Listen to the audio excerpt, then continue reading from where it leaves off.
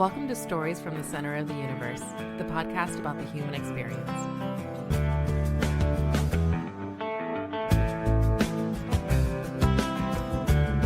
Dr. Michael Amendola, welcome to the Center of the Universe. Hey, Paul, how are you? Thanks for having me on. Yeah, it's great to connect with you. I guess we should mention you and I connected through Courtney Kimball. How do you and Courtney know each other? So I was involved in a program at VCU that was kind of an informal mentoring situation where I met her down there. I'm on faculty at VCU Health System downtown, but I'm also involved with the medical school. So that's how we got involved. And I mentor students along all the different kind of varieties of their career. So pre-professional, kind of in between careers, and post-professional. So we've maintained a relationship ever since that kind of initial interface. And I know that she's thinking about going to law school, and I do some legal expert work. So try to encourage her down that road as well. And I know she's into sales, and she's trying to kind of balance all those things out. So that's a lot of the conversations that we have about her development. So you're mentoring folks that want to get into medicine, and in a lot of cases have no desire to get into medicine. Yeah, and I think that's, there's an ongoing interesting conversation in medicine right now of who we bring into medical school, who ought we to bring. It used to be you had the best scores, those kinds of things, but now more and more students have to have experiences and volunteer kind of thought to, experiences to say, okay, hey, this is kind of what the healthcare system is. Healthcare is not easy. I'm a surgeon. Surgery is not easy. So a lot of it is balancing out kind of, personality traits to say, okay, this is how you maintain a workforce and you prevent burnout. Gotcha. You grew up in the West End, right? So yeah, I'm a Richmond boy, born and raised. I went to Douglas Freeman High School. And then I went to college at College of William Mary. And then I got my master's degree in chemistry there while I was trying to get into medical school. And I actually finished that. And then I went to New Jersey and I worked in industry. I worked for Merck and Company. I did rational drug design. It's a very interesting kind of story because I was there right when the big computers were starting to come out for rational drug design. So I actually saw when Gary Kasparov played Big Blue in New York. Because Merck had one of the machines. So it's interesting to talk about AI and the kind of the ongoing conversation right now about AI taking over kind of human and kind of surpassing humans. I was there, in the mid to late 90s when I saw that firsthand. So, but yeah, that's kind of, and it's interesting because the most recent Nobel Prize for AI was basically for kind of how we do protein folding. So proteins fold together based on amino acids, and that's been always a complicated biochemical question. And AI was able to kind of map that out to a large degree, which is going to be incredibly influential in rational drug design and targeted therapies moving forward. AI is going to have a huge footprint in that world. So I think you'll see all of the pharma giants get into AI big time. But I was there at that time. We were looking at how molecules looked across what we call force fields, how they fold together and how they interface. And we were trying to figure out, okay, how exactly is this drug interfacing with proteins? And at that time, we were kind of reducing the equation back because we didn't have the compute power, not nearly like they do now. So I did that for a while, and then I came back to VCU. I actually took a job working in genetics. I worked in a wet lab, and I did that for a year. And then I tutored a lot of kids trying to get into college and then in medical school. And then I started medical school in 1998, finished in 2002 at VCU. It was at the time Medical College of Virginia, now Virginia Commonwealth University. And then I stayed and I did my general surgery training there, which was 5 years. And then my vascular fellowship, which was an additional 2 years. And then I left and I went to practice in Georgia. So I just practiced just south or just north of Atlanta in a small town called Rome, Georgia. But, based on some family issue concerns or things I needed to come back to attend to here, as well as my deep-seated desire to come back to academics. I came back in 2011. And then I started at the VA. I was told I'll just be there for 3 months to stabilize the practice. And now it's going on almost 15 years that I've been in practice there.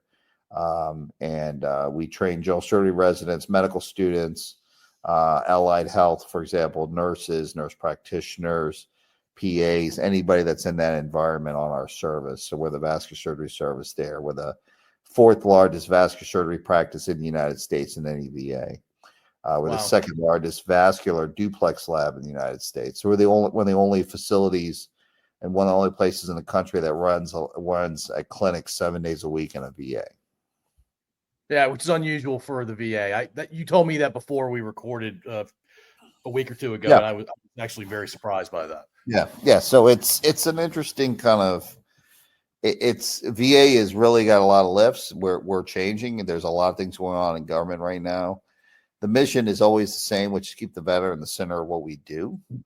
The ability for VA to care for a lot of these complex patients is crucial. The ability to focus on the veteran as well, in terms of his or her service, but also potential exposures, for example, Agent Orange, or most recently the laws that have come out for burn pit exposure is crucial. And, VA is writing that literature. We see that all the time. We're trying to figure out, okay, what exactly is going on with our veterans, depending on the theater that they were involved with. So it's a great dynamic practice. Federal practice has been great to me. I've really enjoyed it. It does have its challenges, but I'm the division chief. I've worked up to that point. And I also run our vascular lab. So it's a busy practice. I have, based on you sharing what you've, where you've gone to school and your experiences, I think I have about 800 questions, but I'm not going to ask all of them tonight. Okay. I have to go back to Kasparov in Big Blue. You were there. So Kasparov makes a move. How did that actually work? So so I think there were a set of rules at the time. I think the machine had a little bit longer to respond. I think they actually had to have equal time. So when that initially happened, there was, I think, 5 matches. And so I was at the one where Kasparov, I think he had just lost and then he won. I think he only won 1 of the 5, if I remember correctly. It was at a huge kind of auditorium in New York. What's interesting is I have the program from that. So I've been looking for that. I'm giving a talk on AI and surgery in November and one in October. And I'm desperately looking for that program because it's an interesting world that I'm kind of come back to thinking about that. And our most recent research in our department or in my academic kind of world is looking at AI and how it does in vascular surgery, answering some questions. And what we have found is that it does pretty good at telling you if there's a major emergency or not. But the nuanced kind of thinking as it pertains to the specialty of vascular surgery, it's not there yet. It potentially will get there.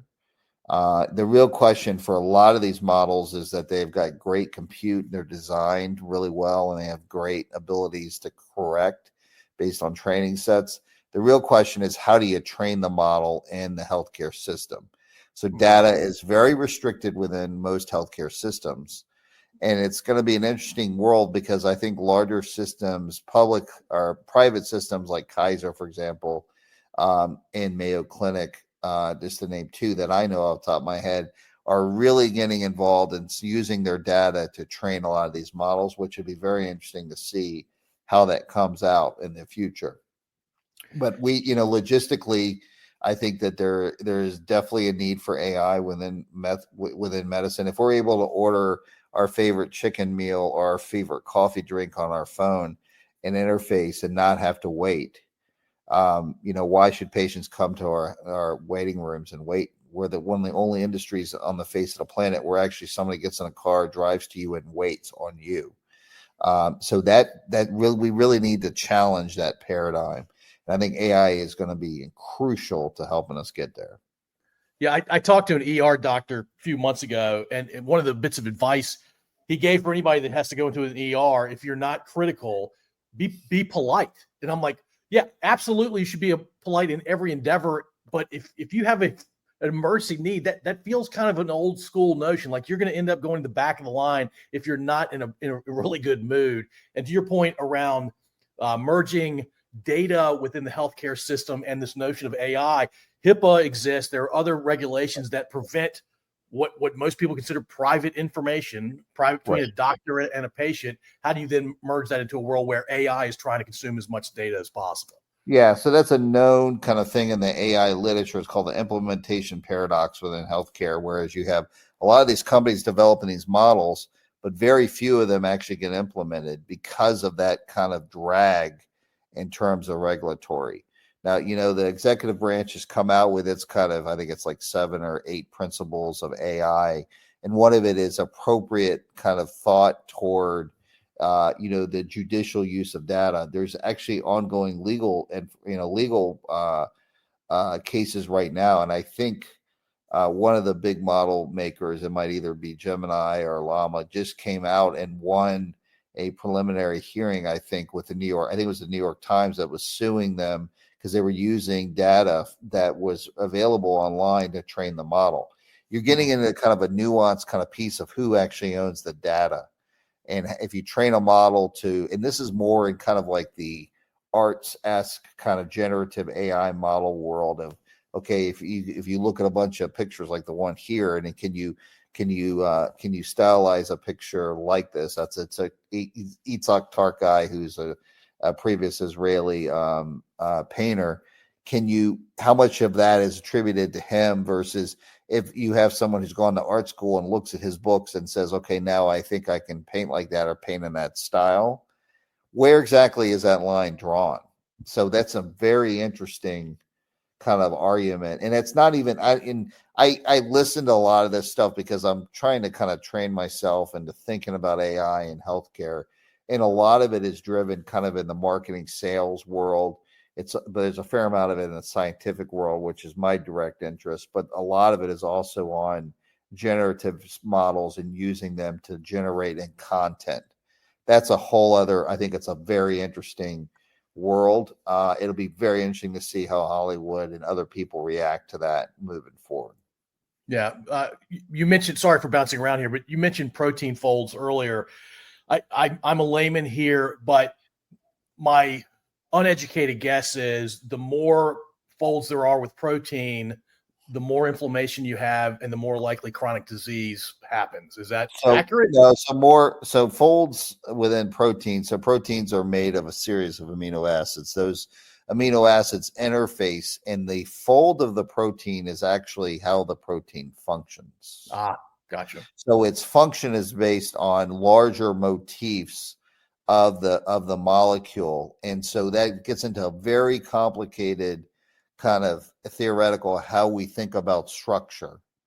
So it's there's so one of the first antivirals or retrovirals and antivirals for HIV is one of the ones I worked on called Crixivan, which is many, many years ago. And the way the protein kind of sat like this and it would fold down like this. And then in the center, there was a water molecule, and it was important because it was a reverse transcriptase. What that means is that we're used to, you teach in high school, you got DNA to RNA, deoxynucleic acid to ribonucleic acid, and then that goes on to a protein. So you have the master read to the RNA that says, hey, this is the master read, and comes over here and it takes the amino acids and puts them together. And then those things fold together, and that's how proteins work. So we were looking at the protein as it folded, and it had 2 arms that went like this. So Crixivan was named. It's interesting when you look at drugs, when they're internally developed, they usually have like a number like LD1361. It's like a big number. But then Crixivan, usually the marketing people get involved. And the reason for that is the molecule looks like an X. So like a cross. So that's where that term Crixivan comes from. So it actually sits in that fold, and it prevents the reverse transcriptase from folding. So our HIV was a very unique disease or viral expression because it went against our dogma that the DNA writes the RNA writes the proteins, and when in reality it was the RNA and RNA-based virus that went back and wrote the DNA. Very, very, very, it really challenged the dogma. That's why it took, I think, several years for people to kind of conceptually understand what HIV is. And if you look at that disease state, where it was versus where it used to be a complete mortality signal. If you had HIV, you were going to die from AIDS. So the virus is human immunovirus, and then AIDS is the complex or the acquired immunodeficiency that you have because you have the virus. Now you take medications and people live their lives and live to an old age. So it's a real testament to how you can design drugs to really focus on something. Now there were issues and social issues in the development of HIV approaches because it was predominantly in certain populations. There's a great book called "And the Band Plays On," which is a fantastic book that kind of weaves together the science, but also the social issues at the time that potentially prevented us from getting to more effective treatments faster because it was certain populations that were initially seeing the disease much faster. But that's a great book, and it's a really interesting read because it talks about a lot of these issues. And you have to realize that right now you look at diseases and how we think about diseases, especially viruses. So like the COVID-19 virus, how much social media had played on that in terms of getting the message out. What should you do? What should you not do? What was misinformation? All of that. During the time of HIV, we didn't have any of that. So it was a much slower time course compared to what happens now with our current kind of news cycle, but also the ongoing kind of, noise of social media. Yeah, I was going to ask you about COVID-19. The pharmaceutical world has taken a pretty hard hit over the last few years. And look, you and I are roughly the same age. I'm a little bit older than you. I remember having great faith and trust in pharmaceutical companies because their process before they delivered to the market was rigorous, took several years, and you trusted the scientific community, you trusted the pharmaceutical companies. And I think in most cases, prior to the internet and social media, I think good was being done overwhelmingly. Yeah. An overwhelmingly high percentage.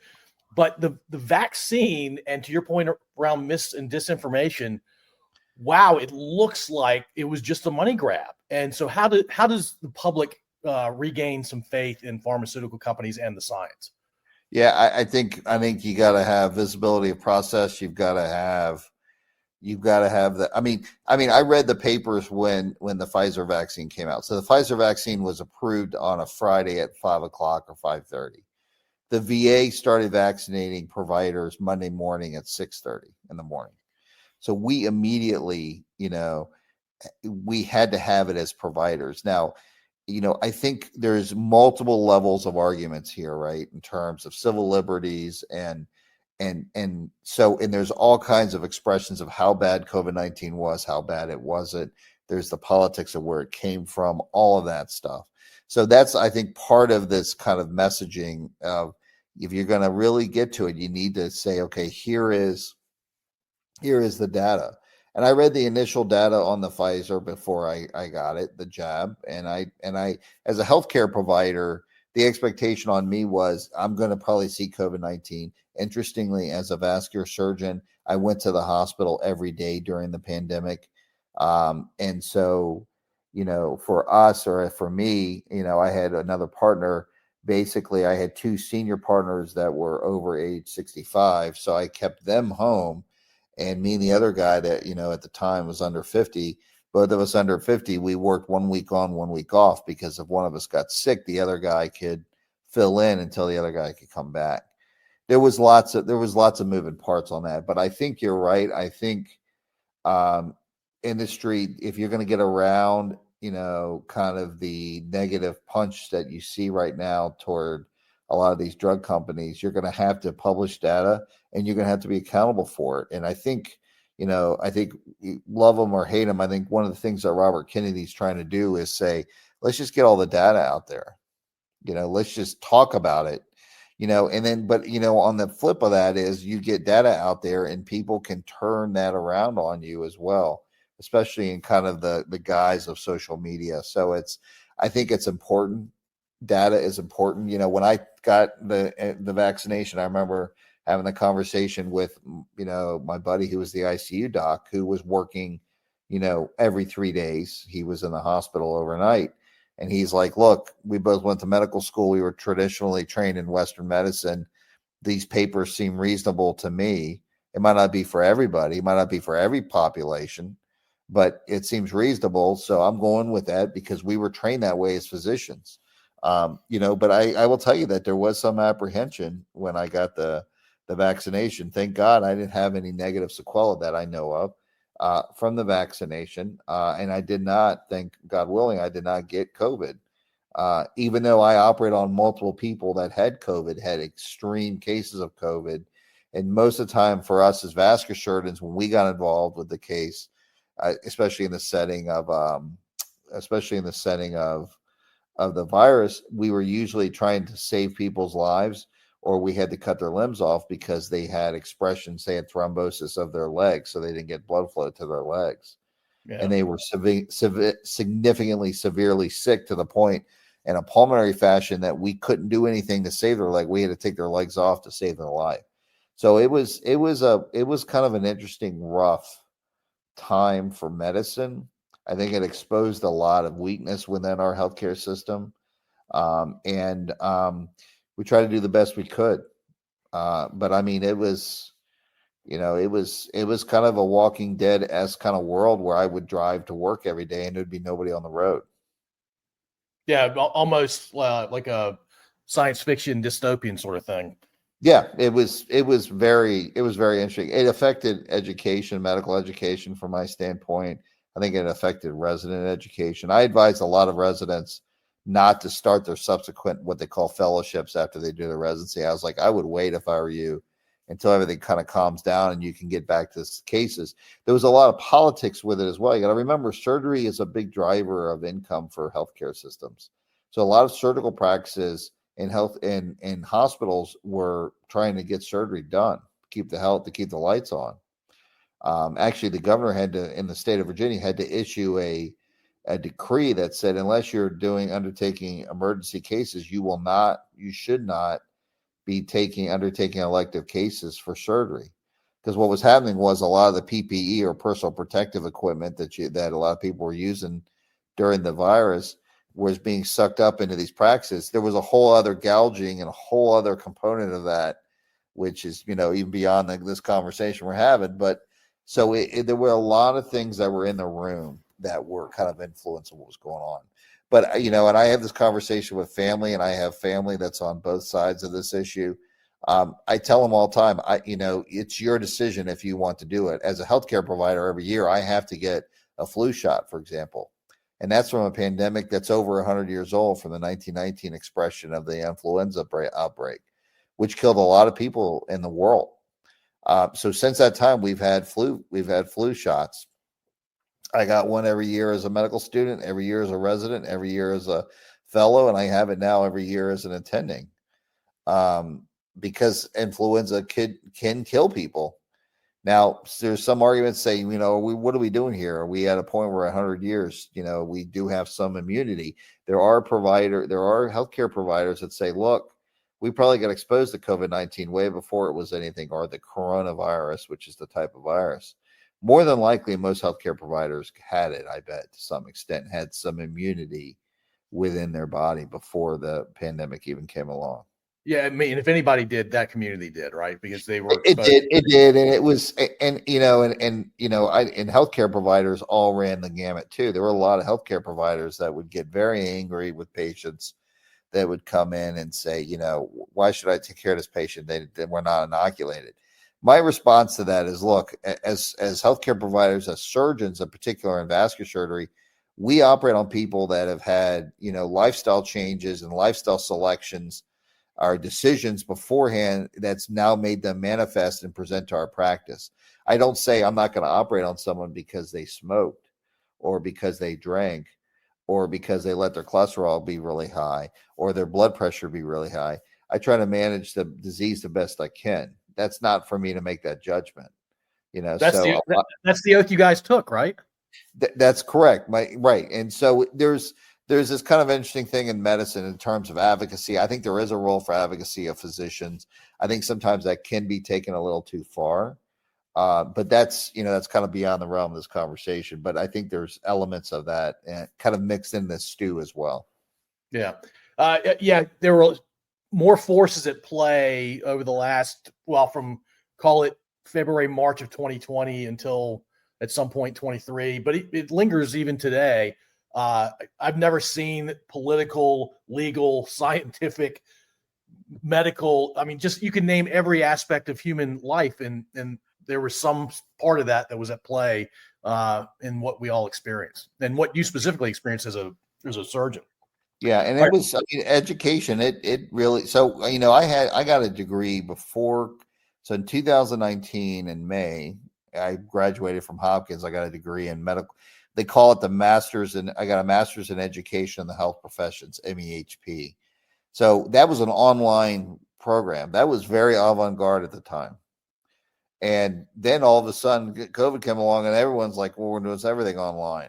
The VA actually was the leader, one of the national leaders on telehealth and telemedicine for the pandemic. So when the pandemic came along, it was very easy for the VA to convert a lot of its patient care to telemedicine or virtually, trying to keep patients out of the hospital.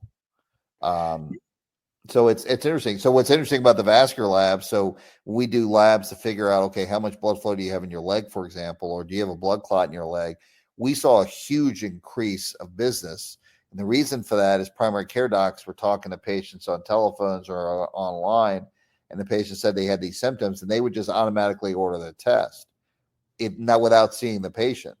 So a lot of it, we saw a lot of false negatives, untrue. We just scanned for disease, never found it, but we saw this huge increase in business because we were kind of serving as the physical exam portion of the care that a lot of primary care and other providers were giving at the time because of the restrictions of COVID. Yeah, you mentioned the fact that the government was actually, and I think you said the VA specifically, had figured out how to do telehealth, at least to some degree. And the way I've always thought about the private sector versus government or public sector, the public sector is the hare from the tortoise and hare fable, right? They're looking like they're very bureaucratic, not getting a lot done in a short period of time. Very little urgency is the impression, but they get things right because they do take the long approach typically, where the private sector, everything's about the quarterly, this quarter's results and making sure you're set up for the next quarter sort of thing. And so you very rarely look out beyond 6 months. The government, I think, when they get it right, is looking out a reasonable distance into the future. Yeah. I mean, so the example in Richmond is that so Richmond, kind of one of the other things that I've been involved with as a surgeon of the VA is 3D printing. So 3D printing had its kind of genesis in healthcare. In a lot of ways, there's dental applications. So Invisalign, for example, is a 3D printed product that's national. It's publicly available. But it also did a lot of prosthetics and assistive technologies that a lot of our therapists at the Richmond VA and other VAs with 3D print solutions for veterans that were injured in field and they couldn't, say, for example, or they had a stroke and they had to use their hand. We would give them 3D printed patient-specific solutions to help them. And you're like, well, how does that fit into the pandemic? So what we did during the pandemic, when we couldn't find enough masks, surgical masks, we actually 3D printed masks, and there was actually our VA got one of the first patents on what they call a clear talker mask, where you can actually see through the mask for patients that have problems with hearing and they need to augment their hearing with lip reading. Wow. So we actually 3D printed that in our lab, or the engineers at work. But they did a lot of that kind of precursor work for many, many years. Like you said, kind of answering the call to the very particular patient-specific needs of veterans. And that was the key kind of genesis of 3D printing in the midst of the pandemic. We looked at it in surgery, or I looked at it in surgery for like pre-surgical planning. We use 3D printed models. It's actually printing a model, putting it in the patient's hand. That helps them kind of conceptualize what's going on.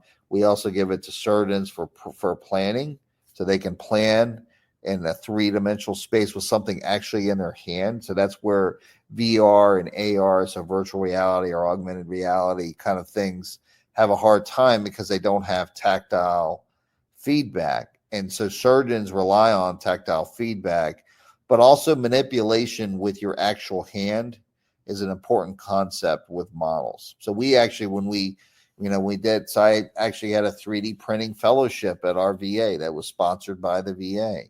So when we would give models, our fellows would create models. Surgeons say, hey, I got this case. Can you look at the imaging? We would design the model. We would actually give the model to the surgeons, and I like to record the surgeons because it helped me understand how they looked at the model. And surgeons will flip models around because we, as surgeons, are constantly solving problems in three-dimensional space.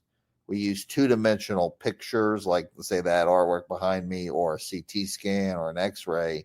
Then we extrapolate in our mind what that anatomy looks like in three-dimensional space, and then we fix people in three-dimensional space. So that is part of kind of the lift of 3D printing. But getting back to the pandemic, we did a lot. We actually 3D printed nasal swabs. So when we couldn't find enough from resources, we 3D printed them. We got FDA approval and we 3D printed them. We needed masks. We 3D printed them. We also used traditional manufacturing. So we actually got a laser cutter. We laser cutted a bunch of clear face shields for providers in the ER. We actually printed them and then put the instructions on how to put them together, and then we sent them all over the country. So the VA got into some aspects of healthcare based manufacturing at the time. Now post pandemic, the real question is, how do you do it safely? How do you do it consistently? Should you be doing it? Shouldn't it be cheaper to be doing it? Have some of these larger companies do it. There's still a role for 3D printing within the healthcare kind of environment. But during the pandemic, we really used the technology an incredible amount to really affect patient care. I imagine 3D printing through the pandemic was a wonderful supplemental pathway to help people. But my guess is, and you obviously know a lot more about this than I do, it's still not the most efficient way. They're not going to be able to mass produce everything you would need in something like Correct. a pandemic. Yeah, that's correct. But I think so one of the concepts within traditional manufacturing is what they call iterative design. So you design something, you 3D print it, you give it to the user, and you say, what do you think? Change this, change this, change this. You 3D print the changes. What do you think about it now? I like that. Okay. Then from that, you say, okay, what of this thing that I 3D printed can be made by traditional manufacturing? What can be made by potentially a hybrid? And what has to be 3D printed? So, for example, in your automobile, there's several components of your automobile that are 3D printed. There are several components of aircraft that are 3D printed. Is that pervasive now? Yeah, that's a well-known thing. Wow. Yeah. So when you go to 3D, and you know this stuff because when you go to these conferences, that the healthcare is one of the sections, but then there's an aeronautical section, then there's an automobile section. There's a lot of defense work that's done in 3D printing. NASA has an incredible interest in 3D printing, the ability to say, okay, we can't carry all the replacement parts for the aircraft, but we can send a 3D printer and we can send the plans, and then we can 3D print the replacement part as we need it. So Wow. there's a component of that as well, and how NASA is looking at this for long-term kind of viability of having. So for having an example, have a Mars station, the ability to be able to maintain that. Yeah, that's wild. All right, let's talk about veteran healthcare. My guess is, and this is not a question about vascular surgery or vascular care, it's more general health. I imagine a lot of what comes to the VA are older veterans who are just experience old age and what comes with old age. Right. You're seeing a lot of habits that are really having an impact, like smoking or drinking as they age. But you mentioned burn pits earlier. I imagine that's a decent amount of what VA see. The Vietnam era population, those veterans are still around. We're starting to lose some of them in pretty good numbers, and I don't mean good in a good way. Right. At a higher level. And then this notion of PTSD. Where does vascular care and vascular surgery play across those particular? So vascular surgery. So a lot of it just depends on what the population is doing. So veterans, so Vietnam veterans. So we see phase out of the different kind of theaters. So when I first started 15 years ago, I was just a handful of guys that were in World War II. And then that became a handful of guys from Korea and now Vietnam. Vietnam is interesting because of other affiliated diseases, liver disease, for example. We don't see that many patients in vascular surgery. What we have seen a lot is Gulf War veterans, Afghanistan veterans. What's interesting when we look at our population here in Virginia and in North Carolina, it's one of the largest female veteran populations in the United States. Huh. So one of the largest growth points for us in surgery is women's healthcare, primary diagnosis, associated in-office procedures, but also operative approaches in the operating room. So GYN services is a growing aspect of what we see just within the footprint of surgery. We still see a lot of veterans with hernias, and so we do a lot of general surgery. Urology is a big footprint in VA, and vascular is also a large footprint based on smoking habits, lifestyle modification, failure. So, for example, not getting your blood pressure under control and not getting your cholesterol under control. So, and then also weave throughout all of that is issues with PTSD and other mental illnesses. And so the VA has a very robust, austere response to mental illness. If we need a mental illness consult, we immediately get it in our clinic. It's not a problem. And we are trained as providers who are not mental illness based providers. I don't do that as a practice, but I'm trained on, hey, these are the things that you should look at. And if you see these things, you should basically screen. And if it becomes an issue, then you need to have mental illness kind of, resources deployed to you. For example, every veteran in the United States that's at least is admitted to the hospital gets a suicide screen. There is no other healthcare system in the United States that does that. VA does that because we're committed to preventing suicide in veterans. So VA has the resources to really muster incredible responses to some of these needs.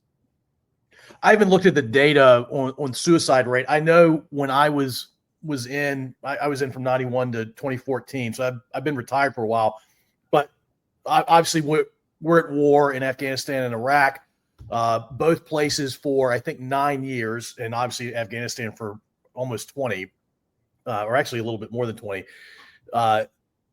It seemed like we knew the data. We knew the number of suicide deaths, and we threw training at the soldiers, which was PowerPoint based and frankly seemed insincere. It felt like we were just throwing things against the wall and hoping something would stick so we could lower the rate. It sounds like now we're in a place where, through a wonderful, large, concerted effort, we have an integrated set of solutions to help people. And while suicide still exists for society, still exists for veterans, I'm hoping the data tells us that it's moving in a better direction. Yeah, I think it's a big problem. I think the VA is moving in the right direction with it. I mean, one of the largest, newest buildings on the Richmond campus is a mental illness facility that any veteran can walk into and get seen that day. That doesn't help in private sector. I mean, again, the lift for VA is there, and VA is meeting that lift. I'm not saying all problems are solved, but I'm saying we are significantly moving in the right direction, and it's a unified front across other specialties like surgery, for example, where we're able to respond to these needs. My impression of a veteran getting help was they would have to raise their hand and say, "I have a problem. I need help." Is that still generally the case? So I think it's a couple fold. First of all, our primary care base is excellent in triaging and looking at the root of some of these issues and trying to pull out of the veteran, hey, is this an issue? Should we talk about it? We commonly will offer, mental or psychological services to our admitted patients. It's one of the things that we teach our residents all the time is to look for these cues, and we see it, manifestation in terms of behavior, long-term behavior, substance abuse, polysubstance abuse, those kinds of things. But also when a veteran is having a hard time adjusting what's going on in terms of a surgery and in terms of a disease state, that is the point where it's very important to screen for that. And we commonly will call for those consults, and we will commonly get that. So I think meeting the veteran more than halfway is the expectation, and that's what the system is doing. Yeah. You told me the VA hospital, and I don't remember how you define that. It's the one in Richmond is the second largest federal building in the state of Virginia. That's correct, behind the Pentagon. That blows my mind. It's a huge building. We do everything in the Richmond VA surgically, with the exception of kidney, liver, and small bowel by transplant. We have all the cardiovascular, so we do all cardiology, heart transplants in the past, lung transplants. We have critical care. We do everything there. It really is what they call a 1A facility. It's the highest level surgical care, but it goes across the whole gamut. Physical therapy. We have an inpatient rehab. We have a community learning center. Kind of long-term nursing care for older veterans. We have outpatient clinics. We have primary care clinics. We have a separate building just for women's health. We have the mental illness health, the building I mentioned about mental health. We also have a new rehab facility that's attached to the facility in the back. The 3D printing, we moved to a separate building that was open about 2 years ago. We have extensive amount of research ongoing at the Central Virginia VA healthcare system, including animal-based and chemical and everything. One of the jobs I had before I got into medical school was to work in a lab that looked at liver metabolism of cholesterol. So there's incredible amount of resources at the Richmond VA. It's a good facility. I think there's several 1A facilities, highest level facilities, if you will. But there are lots of other facilities that don't have all those kinds of buzzers and whistles, but still offer great care in the community for the majority of the patients. Yeah, I think that's a key point. Yeah, absolutely. The 1A status for the Richmond VA. I think there are a couple of things at play here. One, the Navy has a massive presence. It's the largest naval base in the world. That's an hour and a half from the VA in Richmond. You've got a pretty big Army presence, a decent Air Force presence, and there a lot of Virginians. And I'm not comparing to any other particular state, but I can say this as a Virginian. There seem to be a lot of people that want to serve something bigger than themselves, and in a lot of cases, that takes the form of service in the military. Yeah, and so a lot of our veterans retire here. There's distinct tax advantages the state has put together. The reason that the Richmond VA is where it is that it was an old Army hospital. It's right on the train tracks, and so when the wounded would come back from World War II, they'd be put on the train and brought to Richmond. So If you ever visit our facility, you'll see the parking lot, and beyond the parking lot, you see the big brick building. That's our current VA. But if you turn around away from the VA and look out, you'll see a smaller kind of tan building. That's exactly what the Army hospital looked like. It was a series of these buildings that housed basically the whole hospital. So all of that was demolished. That's where the actual parking lot currently is. And then the new building was built beyond that. But so that's kind of the genesis of why the VA is where it is here in Richmond, on South Side off Broad Rock Boulevard. Yeah, when you say South Side, it's not very far south of the river. In fact, I think if you turn to the east, there's the James River, and to the north is the James River. Yeah, it's in our residents, because our residents come from VCU Health from downtown in Richmond. It's about a 10 or 15-minute drive, down Hall, and that whole area and that whole part of Richmond has changed considerably in the last 15 years. There's incredible Manchester right there as you come across the Mayo Bridge. That whole area has really been kind of gone from a urban to kind of a urban area and decay in terms of manufacturing, and now you have a large residential kind of footprint there. A lot of our residents live halfway between downtown and the VA in Manchester there. Yeah, makes sense. If one was to take a tour of the entire VA, how long would that tour take? So it depends on what you want to see. I mean, Everything, Michael. Everything. I guess it all depends on who you are. I mean, First Lady Michelle Obama came and visited our rehab facility here, which is one of the kind of crown jewels of the VA. But I mean, I had a previous nurse practitioner. I have a current nurse practitioner now that goes and walks for 45 minutes in the whole facility and doesn't walk the whole facility. So it's huge, and it's 5 floors. There's a basement. We have a full size, and everything is there, and it's really a unique facility. A lot of veterans love it. They love coming and being part of it. There's a social component to the mission for VA, and I think the Richmond VA gets that, and we provide that. How many surgeries a week do you do? So it just depends on our week. I mean, we do about 400 annually, 450 annually. So we'll do anywhere from a handful in a week to 10 to 12.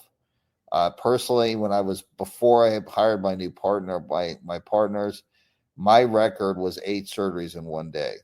So It just depends on where the demand is, and so for vascular surgery, we're doing surgery. We're also doing a handful of consults, seeing patients in the hospital that are presented with vascular disease. And then we also read vascular ultrasound. So our lab does about 9,000 ultrasounds a year. Wow. So it's an incredible footprint within the practice of vascular surgery. And then we're expanding that. So there's the new facility that's built in Fredericksburg, and we'll be putting a vascular lab up there. And eventually probably we'll be putting a nurse practitioner and potentially even a surgeon up there. There's an outpatient surgical center there and the future state for that facility, and we will be part of that. Yeah, I mean, Fredericksburg over the last, 20 years has grown massively, proximity to DC and how much the federal government has grown over time. Yeah, and we know there are a lot of veterans in that area. I know a lot of guys that live in that area. It's a lovely part of the world, and you're not far from a lot of cool things that you and I enjoy. Richmond, right? Yeah. The mountains aren't far away. The water's not far away. And that's grown. I mean, that whole area of Fredericksburg has grown considerably as well. And we always hear these rumors of some kind of high-speed rail that's going to connect us to Fredericksburg to DC. That's yet to actually come to fruition, but hopefully someday it will.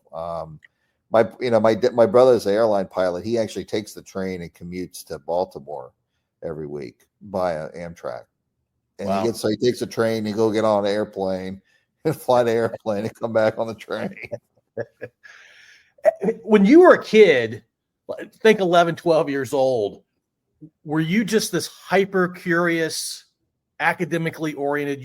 You couldn't get enough knowledge and data. You were constantly going after more and more information, I'm guessing. Yeah. My father, it's a very interesting. So my father has a degree in philosophy. So it's, I would ask questions like, does God exist? And he'd say, okay, so there was this guy, there was this French philosopher. He said, basically, he might or might not exist, but if you're a betting man, you probably want to bet that he exists, because if he exists, then you probably want to be on that side. So we had those kind of conversations all the time. I worked a lot with my father when I was younger. So my parents, we did a lot of real estate development. My parents owned a lot of rental property. So I didn't do soccer or t-ball or any of that stuff. I got up on Saturday morning, got in a truck and went and did carpentry and lawn work and pulled, stuff out of attics and cleaned houses. And so I worked with my hands from a very, very young age. And that's why surgery naturally came to me, because it's just kind of in my genes. My grandfather came to this country as a carpenter, and he he would build. So when you see scaffolding on the outside of houses or buildings, now it's metal scaffolding. You put it together as like a erector set. In those days, you actually had to build it by wood. So he would be the guy that would take the tree would be delivered to the site. He would cut all of the scaffolding and put it together. Wow. So that was the basis. So he came to this country, in I think around 1908. He went to fight in the army in the First World War. So he fought over, in the Battle of the Bulge. And then he came back, and then he continued to do construction, and actually eventually got his own construction firm and company. So that's kind of the history of me working with my hands as a surgeon. But that was combined with my father's kind of push toward, toward thinking about problems and thinking about things. And then my mother was initially a substitute teacher. So thinking about how you do dynamics with people, and then she eventually sold real estate. So that's the other kind of component, is you're always kind of constantly thinking about this human interface. So, okay, how do you, especially in medicine and surgery, you're constantly trying to sell yourself, say, hey, I'm going to try to do this operation on you, and this is what our plan is. And there's nobody that ever gets up in the morning, with small exception, for example, in aesthetics or plastic surgery, who says, I want to get up and have an operation today. So you're selling something, and that's one of the things that's important in healthcare. I think for healthcare to remember is that we try to make it as best about the customer kind of experience. But the reality is there's no one who gets up and says, I want to be sick today and go to the hospital. But we have to try to work with them when they do get sick or when they do need an operation. So it's a little bit different kind of widget than kind of traditional sales or marketing, if you will, or customer-based kind of industries that are responding to customers' needs. Your carpenter grandfather, was he your paternal grandfather? Yes. So did he come from Italy? Yes. So he came from Italy, so Calabria. So if you look at Sicily, it kind of points into the boot. It's the very southern part of Italy. And so my father is from Pittsburgh. That's where my grandfather came. And then my mother is from the west of the eastern mountains of Tennessee. So coal mining. So my mother is a coal miner's daughter. And so my grandfather worked in the coal mines. Oh, brutal way to live. It's a very interesting kind of mix. That's why a lot of people, especially here in Richmond, can't really put their finger on my personality, because I have very southern kind of mannerisms, but then I'm very kind of northern in a way that I kind of think about things and aggressively kind of talk to people about things. So it's very interesting, because here in Richmond, as you know, because you went to school here, the first thing you ask anybody is, oh, where did you go to high school? And that's the first thing they want to know, is where you went to high school. And then they question me. They're like, really? Did you go to public? Did you go to Douglas Freeman High School? I'm like, yeah, that's exactly where I went.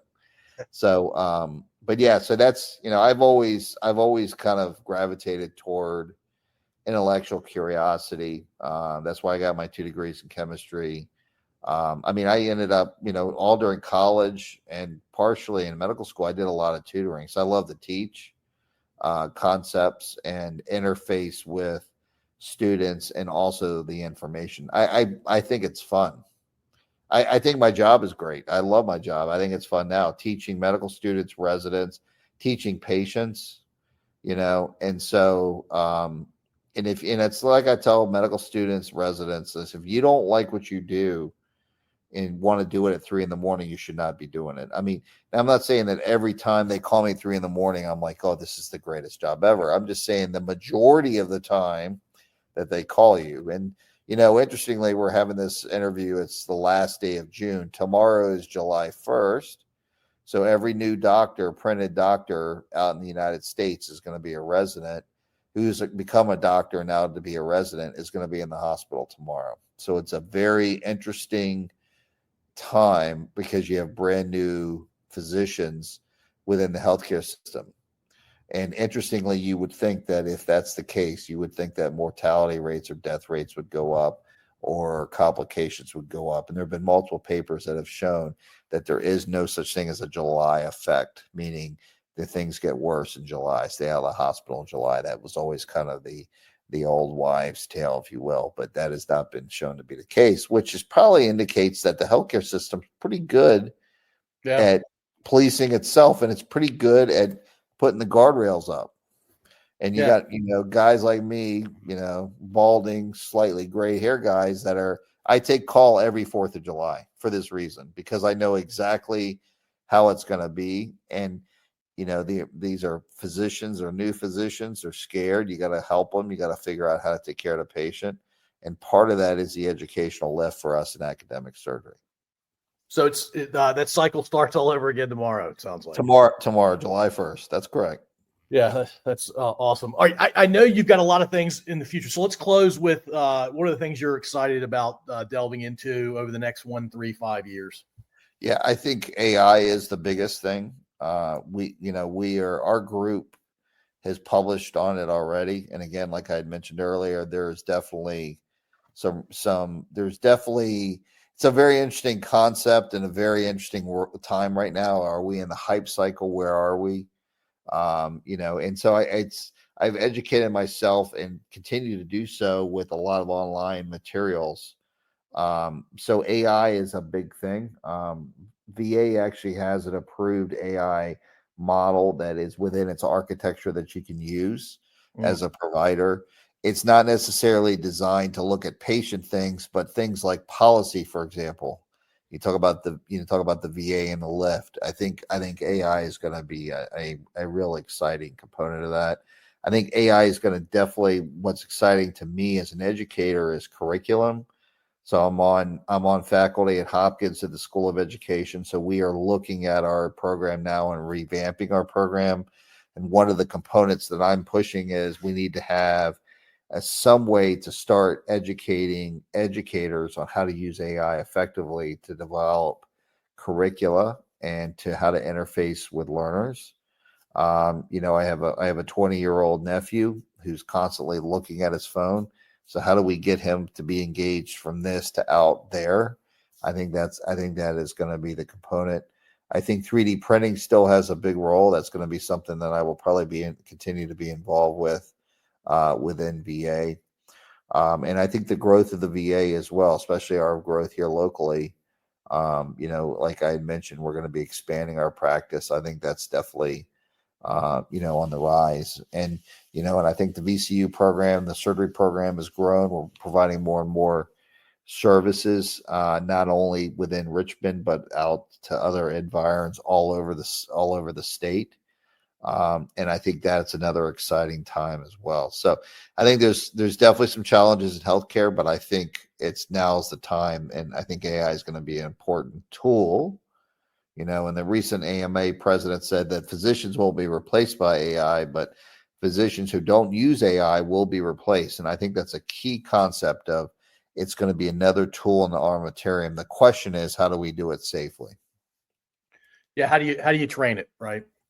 Right. How do you train it? How do you rely on, how do you help physicians to think about things? It's like Reagan said, trust, but verify it. I'm actually writing a paper now with a co-author at NYU in New York. And I told her, I said, we were writing a review on bariatrics. She's a bariatric surgeon. And I said, okay, we can feed in all the resources to the AI, but then we need to adjudicate what's going on, because there's a definite known limitation in AI and hallucination or creation of fictional outputs, because the AI is designed to give you some kind of answer. It's got an overwhelming need to do that. The question is, does that lead to potential harm? And that's like a non-starter in healthcare. So we have to figure out how to fix that. Yeah, how to not allow it to be creative in a fictional sense.